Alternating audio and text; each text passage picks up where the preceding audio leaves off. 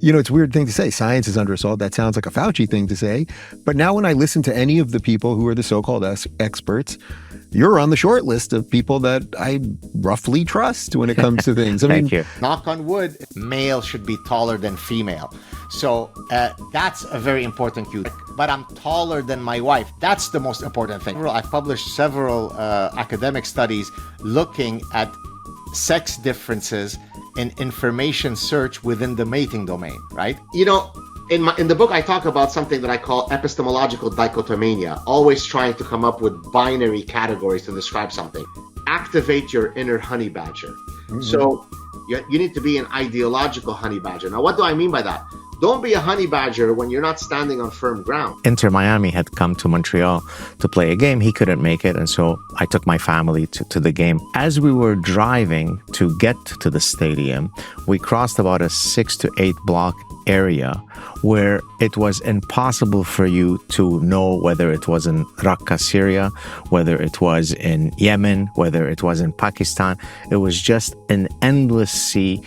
So it's a speed at which that it's impossible to feel am I living in Canada or am I living in Syria? Is it Kamala? Is that how you pronounce it? I don't want to get it wrong because I don't want to be racist. I keep saying Kamala, but it's Kamala. Trump will say, I've got the biggest penis in the world. Just ask my wife. Okay? So it may be a lie. It may be that Ron Jeremy has a bigger penis. Some of you may know that reference or not. Lex Friedman. Sorry, I had something stuck in my... He always says, I always am willing to learn from anyone and speak to anyone. First thing he does is he blocks me.